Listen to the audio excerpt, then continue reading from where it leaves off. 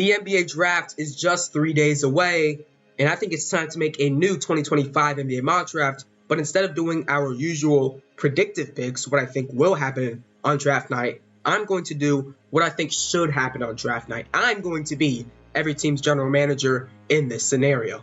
Before we start, make sure to like and subscribe, go into the description to submit your video ideas, and let's go ahead, get the obvious out the way. Cooper Flagg to the Dallas Mavericks. It should happen, it will happen. And Dylan Harper to the San Antonio Spurs. It should happen, and it will happen. I don't care about the fit. I know you have Fox, Castle, Devin Vassell, but when you're this high in the draft, as a Spurs GM, I know we have to go ahead and take the best player available. At 3, though, this is where I'm going to make maybe a bit of a change. A lot of people, looks like I got to charge some real quick. A predictive mock might have me take a VJ Edgecombe or an Ace Bailey, but Trey Johnson is probably one of 2 of my favorite prospects in this draft class. What he's able to do as a scorer, in my opinion, was the best scorer in college basketball last year and has been the best NBA prospect scorer I've evaluated in my time looking at these prospects since 2021, honestly, with the Cade Cunningham, Scotty Barnes, James Bouknight draft class. Trey Johnson, elite scorer, can rise up from anywhere on the court as a three-point shooter, as a mid-range shooter. Reminds me a lot of Devin Booker and maybe a Seattle Ray Allen as well. Trey Johnson, elite prospect, top 3 for sure. At 4, we have the Charlotte Hornets. I think if he's on the board in real life, it will happen, and it should happen too. They need defense. VJ Edgecombe as a perimeter defender at pick number 4, can catch and shoot as well. Extremely athletic, is the perfect fit for the Charlotte Hornets. 5, the Utah Jazz see Ace Bailey falling down the board a little bit, and I think they have to go ahead and jump on the opportunity of getting him. We know he's declining draft workouts. We know he's declining some interviews. If I'm the Utah Jazz, I see the position our team is right now, and I know that if we don't get a piece to really up our ceiling, it's going to be tough for the future. We have to take a stab on the potential of Ace Bailey. Maybe he ends up being a Paul George type of player, a Tracy McGrady type of player. Maybe he ends up being a Cam Reddish type of player. We have to go ahead and take that risk. 5, Ace Bailey going to the Utah Jazz. At 6, we have the Washington Wizards. I'm looking at the idea of a potential Khamed Maluach and Alex Sarr front court, and I'm just falling in love with that possibility. Khamed Maluach is a rim roller. He's a lob threat and an insane shot blocker as well. And then Alex Sarr, we know he could spread the floor. We know he could put the ball on the floor and make a play for himself. Also an underrated facilitator as well. He can shot block. He can catch lobs. I think the defense of the future of Khamed Maluach and Alex Sarr in that front court is just too much to pass up on. We have to take Khamed Maluach at pick 6 to the Washington Wizards. 7, we have the New Orleans Pelicans. I'm looking at this squad right now. I see CJ McCollum is going to the last year of his deal and is getting older. DeJounte Murray is coming off of injuries. I'm going to go ahead and take a younger option at point guard. Now that leaves me between a Jeremiah Fears or Kasper Jakujonas. But when I see the abilities of Jakujonas, how he's able to set up guys better than what Jeremiah Fears can do. Jakujonas can set up our shooters and Hawkins and Trey Murphy and Brandon Boston, Herb Jones. Also can manage the pick and roll with Zion and Yves Missi. I'm just falling in love with that possibility. Let's get someone who can facilitate and make others better while also being an offensive threat for himself. Kasper's at 7 to the New Orleans Pelicans. At 8 with the Brooklyn Nets, you see Con Knibble on the board. Go ahead and snag him. Great prospect, should not be available at 8. That's a great pick. At 9, we're going to have the Toronto Raptors. I think the Raptors, I think this is going to be my spot where I take my favorite guy. The Toronto Raptors right now are rocking with Jakob Poeltl at that center position, which probably isn't going to be their long-term guy. So when you see a guy on the board in Rasheer Fleming, who's 6'9", 7'5" wingspan, and is able to play basically positions 3 through 5 on the court, we have to take advantage of that. Rasheer Fleming can catch and shoot, can attack the rim, solid facilitator, not the best at putting the ball on the floor and getting a bucket for himself, but in his role as a catch and shoot guy, as a downhill guy, he's perfect for the Toronto Raptors. I know they have a couple of guys who are around his height at 6'9", but what Rasheer Fleming can do on defense, what he's able to do catching and shooting the ball, and with all the different talents they have in Scotty Barnes and Brandon Ingram, who are around the same height, you can definitely take Fleming. Ingram, great mid-range shooter, solid facilitator. He knows his role. Scotty Barnes, insane defender. He's going to be our point forward. They're not going to clash. And Fleming can be a downhill guy, can be a catch and shoot guy as well. Makes sense for the Raptors at 9. Darko Rajakovic would love the potential to develop Rasheer Fleming. Great pick for the Raptors at 9. I know he's projected 20-something in real life, but in my opinion, he's a top 10 guy in this class. At 10, the Rockets. They just made a trade with the Phoenix Suns. They're going to get Kevin Durant. The Phoenix Suns, Jalen Green, Dillon Brooks, pick 10 and 5 second-round picks. Interesting right there. But we're going to have the Phoenix Suns at pick 10. As the general manager for the Phoenix Suns, I want someone who can go ahead and help us win games right away. Is that going to be a Jeremiah Fears? Maybe. I don't know if I love Jeremiah Fears at 10 to the Phoenix Suns. I don't know if I love his fit next to Devin Booker, but I guess you can make that decision for your own. Could also look at Carter Bryant, high potential, Neek Clifford, Yegor Demon, Cedric Howard. There's a couple of guys I would enjoy for them. I think I'm a little bit lower. I mean, Jeremiah Fears is here. You kind of have to take him to be our long-term point guard, no? I don't know. It's tough. I was going to say Neek Clifford out of Colorado State. But with who is here, and the fact that we didn't really get too much player compensation from the Houston Rockets, we're going to go ahead, take Jeremiah Fears. Somehow he fell to us at number 10. We have to take him. Play him next to Devin Booker, see how those two guys mesh. And if it doesn't work out, maybe run into some problems. But I think Fears can help us win right away. Was a solid scorer at Oklahoma. Can play downhill. Should be good for the Phoenix Suns at 10. At 11, we have the Portland Trailblazers. I think they see Carter Bryant on the board. They have his, or we see Carter Bryant on the board. We see his potential as a guy next to Donovan Clingan, and we fall in love with it. Can shoot the ball, can find a spot in the mid-range. Also has great ability to defend the wing as well. It makes sense for us at 11 to go ahead and take Carter Bryant. 12, the Chicago Bulls. A lot of people see Derek Queen on the board. We have to take Derek Queen. No, you don't. I don't think so. Let's go ahead and get Colin Murray-Boyles, an elite defender, one of the best defenders in this draft class, can switch on through from 1 through 5. Hopefully in the NBA, was able to do it during college. Great playmaker in the half court, solid post scorer as well. And I think the potential small ball lineup of maybe a Modest at the 4, CMB at the 5, that's just something to fall in love with for the future. Good pick for the Bulls at 12 to get a lockup defender. 13, we have the Atlanta Hawks. The Hawks are definitely a team that could look for maybe some guard depth. Yegor Demon's on the board. Cedric Howard, he's more of a wing, but he's on the board. Or they can look at big as well. With who's available, I think we're just going to go ahead and take the upside of a Derek Queen. We know what he's able to do on the offense side of the ball. Not the best shooter, but downhill, craftiness, at his size, just so much. And I don't think you can pass up on that if you're at 13 to the Hawks. This is someone who can go as high as 6 to the Washington Wizards. So you got yourself a steal there at 13. 14, we have the San Antonio Spurs. We went ahead and got D Harp at number 2. So maybe we want to go big potentially here at 14. I'm looking at maybe a Thomas Sorber, maybe Maxime Reynaud. Could also maybe look at maybe even Neek Clifford. Austin Newell's available.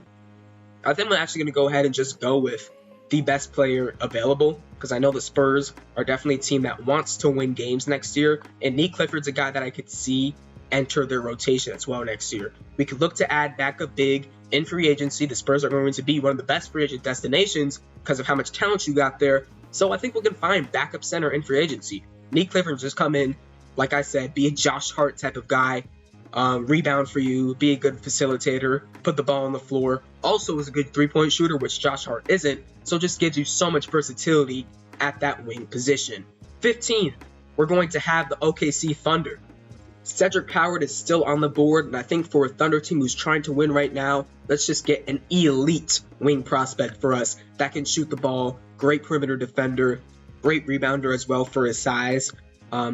Great mid-range shooter, can catch and shoot as well, prides himself on being a catch and shoot guy. The Thunder can potentially use that when they move on from guys maybe Isaiah Joe or Aaron Wiggins if they get outbid in the future.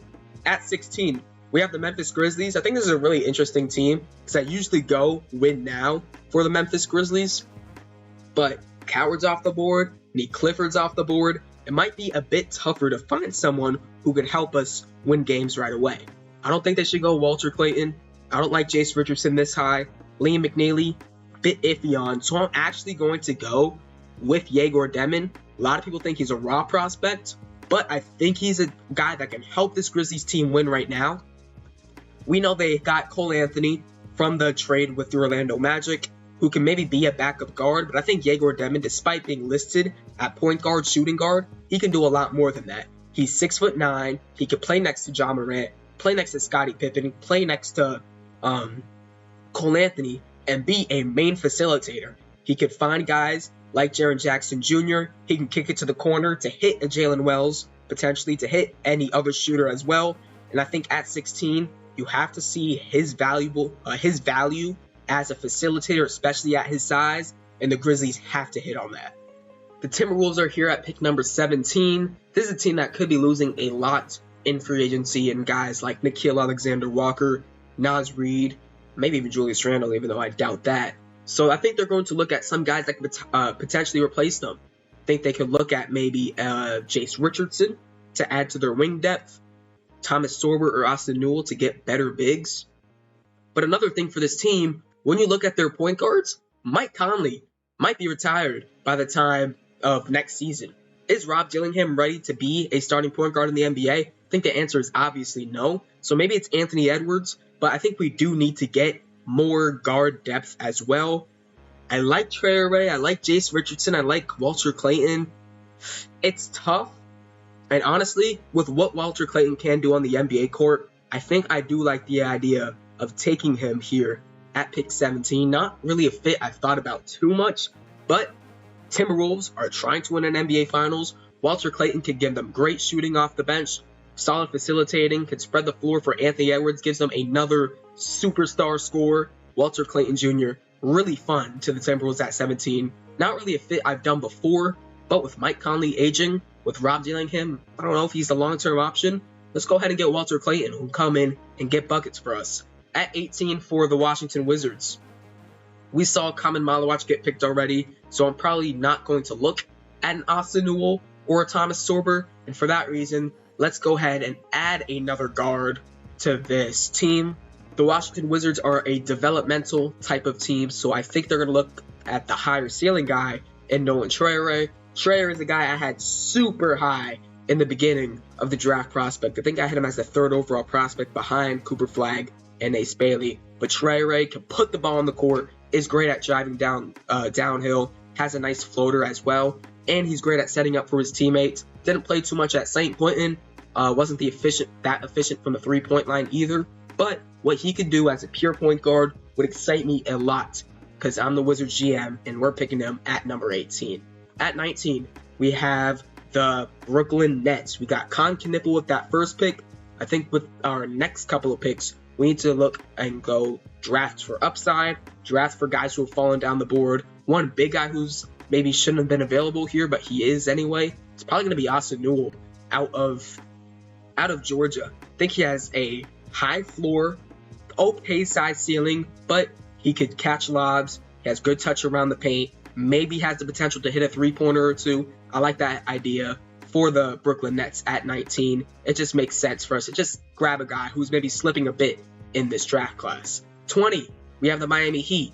Look at their guards right now. If I'm the general manager for the Miami Heat, I'm seeing Terry Rozier. I'm not considering him at all for our future plans. David Mitchell's here. He's a cool, but I think I would consider more as a backup point guard. We have Tyler Hero as well, who could do it a lot at the guard position. But we either need wing or we need better guard play. And I think who's on the board right now, we have to go ahead and bank on guard play. And it's going to be Jace Richardson out of Michigan State for number 20 for the Miami Heat. Need guard play badly. I'm sick of seeing Terry Rozier on this roster. Let's go get a guy who could play minutes for us right away and get buckets in so many different ways. 21, we have the Utah Jazz. We got Ace Bailey with our first pick. I think we could go with basically anything with this second pick. I'm looking at Thomas Sorber, a guy who's definitely falling just a little bit in this draft class. Noah Senge, I know a lot of people think he'd be a lottery guy. I'm lower on Noah Senge. I'm not even going to have him here at 21 to the Utah Jazz. Matter of fact, it's going to be Thomas Sorber out of Georgetown. Let's see what happens with Walker Kessler. Are we going to pay him? Are we going to let him walk? Are we going to trade him? Let's go ahead and get maybe potential replacement in Thomas Sorber. Great shot blocker. Reminds me a lot of Onyeka Okongwu. Can also shoot the mid-range jump shot. Facilitate to an extent as well. Makes so much sense for the Utah Jazz to take him at 21. At 22, we have the Atlanta Hawks. We took Derek Queen with their first pick. I think they're going to continue to look at guys that can help them win right now. Liam McNeely's available if they want another floor stretcher. I like the idea of maybe Noah Esenge or Joan Barron-Jay even though we took Derek Queen, I wouldn't even mind a Joan Barron-Jay here. But you know what? I am going to fall into the Noah Esenge draft pick. I know I'm not that high on him. I don't think he has a high offensive ceiling, but defensively, what he can become is scary. I think the Hawks will bite on that. If I'm the GM for the Hawks, I see a defensive prospect like this, I know we have to take him at number 22. At 23, we have the Pelicans. This is actually the first time I'm ever drafting for the Pelicans at 23 in a mock draft. I see Joan Barron-Jay. Maybe he's an option. We did take Costas with our first pick, so I think with our second, we're going to get the fallen McDonald's All-American in Liam McNeely. I think his stock really took a hit because of what happened in early January when he had that injury to, his leg or something, his hamstring. It was something, but after that, his shooting splits really fell off. He went from a lottery prospect to an early to mid-20s prospect. I think we're going to take Liam McNeely, see what he did during the combine, shooting the basketball. Was honestly one of the best shooters in pre-draft workouts from what I've heard, and in the combine itself. So we're going to take that at 23. He's a fallen player. It makes sense to go ahead and take him there. Easy steal of a pick. At 24, we have the OKC Thunder. We took Cedric Howard with that first pick. Isaiah Hartenstein has 2 years on his contract after this year, and I don't know if I want to re-sign him just because it's a lot of money. We have to pay guys like J-Dub and Chet. Maybe it's not worth re-signing Isaiah Hartenstein for that bag, so we should maybe go ahead and get another big on the board. Barron-Jay is here. Maxime Reynaud is here. I'm actually going to lean Reynaud to the OKC Thunder. Got to construct the floor, work well in the post, and if he's able to distribute as a playmaker the same way that an Isaiah Hartenstein can, he's going to be a great impact for the Thunder at 24. Maybe in 3 years, but still nonetheless have an impact. 25, we have the Orlando Magic. They no longer have the 16th overall pick, so this is their only first-round pick in this mock draft. They're going to have to make it matter. I probably would look at maybe a shooter, someone that can help them right away, and it's going to be Will Riley out of Illinois. I think he's more than a shooter, can also put the ball on the floor, manage in the mid-range, actually has good touch around the rim as well. 6'8", 180, he's going to have to put a little bit more of a frame on, but as a catch-and-shoot guy for this Orlando Magic team, it makes sense at 25. 26, actually back-to-back picks for the Nets, 26 and 27. We got Newell, we have Knipple. I'm going to go ahead and take Joan Barron-Jay just because he has high potential as a lob threat, as a role defender as well. Great pick for them. I think he could go a lot higher on draft night. And at 27, back-to-back picks. Ben Sarif is here. If we want to maybe add more of a true guard, we took Con Knipple earlier. He's more of a wing. Could also go Adou Thiero, which honestly I kind of like here at 27. I might take Adou Thiero, and I think I will take Adou Thiero at 27 to the Brooklyn Nets. Is someone who throughout his whole high school career played the point guard position, grew to 6'8" in college, and now is a solid defender, solid scorer from the wing, also still has guard skills as well. Good pick for the Nets at 27. That rounds out a pretty solid draft class for them. 28, we have the Boston Celtics. Probably going to go ahead and take Danny Wolf for them. Yeah, I'm going to take Danny Wolf. I think they could use more big depth, especially when you have someone as versatile as Danny Wolf. Makes sense for the Celtics because no Jason Tatum next year. Might end up trading some guys like Derek White, maybe Drew Holiday. Wolf gives them more of an offensive punch, gives them a facilitator from that center position. Overall, really enticing prospect to the Celtics at 28. At 29, we have the Suns. We took Jeremiah Fears with their first round pick, and with their second, we could look at Noah Penda. We could look at maybe Bojan Markovic, but I think I'm going to end up going. I kind of like the idea of maybe going big here. Penda is here. We do have Oso Ighodaro. We do have Ryan Dunn, which I don't know if I love that with Penda. And because we do have Oso Ighodaro, maybe I don't take Yannick Kona Niederhauser here at 29. So I am going to take Noah Penda. I think it's between Penda and Niederhauser. I'm going to go with Penda. Really high defensive potential, just like Noah Senge. Also can put the ball on the floor. If he can be a guy that can be a catch and shoot corner guy in the NBA, then he's going to have a long and productive NBA career. Easy pick at 29 for the Phoenix Suns. At 30, last pick of the draft, we're going to have the Clippers. Can we look at maybe Ben Saroff? I'm between Ben Saroff and Cam Jones. I think both of those guys would do great things backing up James Harden for the first couple of years of their career. Ooh, it's actually pretty close. I think I am going to lean, though, Ben Saroff out of Israel. I'm pretty sure, yeah, he's for sure on the same Ratio farm team that Noah Senge is on. So we do have some, extra scouting there with a Senge. But Saroff, 6'6", really good size for a point guard, can play behind James Harden for the first couple of years, but he's a great facilitator. He can find his spot, great touch around the paint in the floater category. Also can finish with both hands around the rim. He's someone you would love to have fall to you at 30. And that's going to do it. That's going to be it for the mock draft. This is what would happen if I was every team's GM. That's going to be it for the mock draft. Hope you guys enjoyed. This is what happened if I was every NBA team's GM. See you guys next time for my final NBA mock draft. Peace.